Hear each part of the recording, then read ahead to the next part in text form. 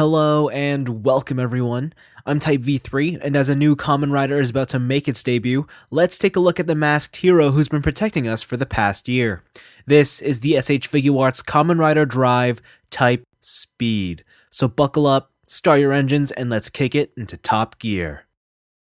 1 second, I'm stepping on the brakes right here to give a slight nod to the new S.H.Figuarts packaging. Its design is minimalist and the size is compact. It's effective and right up my alley. I probably love it more than I should. Alright, finally getting to the figure itself, and my goodness, S.H.Figuarts Drive is just so nice to stare at. Between the accurate sculpting, high quality paint apps, and glossy finish, there's plenty here to enjoy. I particularly like the complex detailing of the drive driver and clear shift cars, as well as the tough rubber tire with its fine type speed printing. The helmet, like on most Kamen Rider Figuarts, is the highlight of the toy. There's clear plastic for the eyes and brake light on the rear, fantastic silver paint, and finished with some very cool burnt titanium pipes. It's all simple and striking. Yet, none of this really contributes to what makes S.H.Figuarts Drive so visually compelling, because in truth, there are other figures in this very same toy line who feature even more impressive aesthetics. What makes Drive so special is that this toy actually looks like the real hero from the TV show. Sure, there's a slight hint of stylization with the proportions, nevertheless, it unmistakably gives off the impression of being a man in an armored suit. The obvious hip joints are the only place where the illusion is broken. Still, SHF Drive Type Speed is one of the most perfectly realized releases the toy line has seen. Drive Type Speed stands somewhere between the 5.5 and 6 inch mark. It's a nice size, though being classified as non-scale, it may end up looking strange even when displayed with fellow Tokusatsu Figuarts. For articulation, Kamen Rider Drive has a double ball joint at the neck, and it's an awesome double ball joint. You can just roll it and move it wherever you want. It just works out perfectly. It's not really impeded by anything. I mean, this tire sort of gets in the way sometimes, but not really. It's just awesome. Same story with the mid-torso. There's a nice ball joint in there that you can just roll. I love it.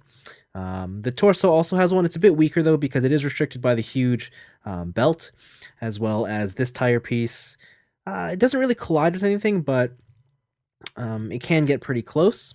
Now, for the tire itself, this is just a rubbery plastic. It's not soft, it's actually really tough, but the connection point is right here at the back. What you can do is you can take it off, and you can, you can just have it like this. And this just exposes a bit more of the armor, or a lot more, and as you can tell, with it off, it doesn't have that much or more benefit in terms of articulation, so really good all around. The arms have your standard Figuarts setup where there is a ball joint inside of the top of the shoulder here, and then there's a ball socket that rolls around in the torso that really gives you great range all around, and you do have a separate shoulder pad on a hinge that just moves on its own. It's pretty cool. You do have a bicep swivel. Double jointed elbow, however, because the forearm armor is thick here, it tends to get stopped. You get more than 90 degrees, but not by much. As for the wrists, they are a ball joint on a ball hinge, so pretty decent range all around. Now, I do have one issue with the arm, and that is these elbow pieces here. These actually pop off. And I don't know why. In my experience, every time I'm just fiddling with the toy, these things do like to pop off a lot, and it's kind of annoying. I may just glue these in, but it's just something to keep note of. Another thing I want to point out is just this arm's stationary position. Because of the way the tire is, he can't actually get this arm to rest lower or closer to the sides of his body, much like his left arm. So that is just one of those small things to look out for. It's not a big deal, but if that kind of thing bugs you, then there really isn't a solution for it. Figuarts Drive utilizes the most modern interpretation of the hip joint, so the forward kick is about that far. Outward kick is pretty great as well. What you don't have is the pull-down mechanism to make it go to give them super high kicks. The trade-off is these do look more natural in terms of joints, but you do have a little less articulation. There is a thigh swivel, pretty great. You do have a double jointed knee, which is awesome as well. And then, of course, at the bottom, it's a ball hinge with a ankle tilt built in, so pivot, rotate is good, ankle tilts are good, and then, of course, a toe joint to finish everything off. As you would expect, articulation is great on S.H.Figuarts Drive. Limitations do exist, specifically in the torso and hips, still all the signature poses could be achieved. Accessories in the box are basically non-existent. All you get are a pair of calm resting hands and a pair of slightly more open hands. Honestly, the difference between them is minimal and I would have preferred something a bit more dynamic. Otherwise, exchanging the hands are done via an easy ball joint connection. Other features include the ability to remove all the shift cars as they're attached by a small peg. The great thing here is that the connection points are very strong so they won't pop off randomly. Though with no other shift cars in the box, there really isn't a reason to remove them at all.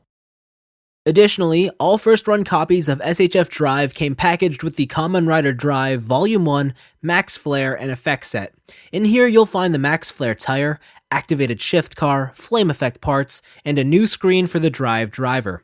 These are essentially all swap-out pieces. The Max Flare tire is made completely of plastic and thus has a more symmetrical separation when compared to the rubbery type Speed tire. The new driver screen pops in easily, as does the activated Max Flare shift car. For the flame pieces, they wrap around the wrists without issue. Altogether, these items definitely elevate the visual display. The flame effects alone are gorgeous, and the metallic orange tire is an equally good piece. The S.H.Figuarts Kamen Rider Drive Type Speed is sublime. Easily one of the toy line's best releases in recent memory. Maybe it's because I'm a big fan of cars, or maybe it's because I favor asymmetrical designs, but I can't find a single notable fault, be it visually or technically, with the core action figure. It is a perfectly realized representation of the on-screen suit scaled down into a fun, compact package. However, as an entire release, it's not the most exciting toy.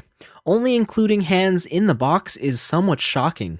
The accessory shortage is alleviated by the first-run bonus parts, though because these aren't a guaranteed inclusion, the overall experience can be polarizing.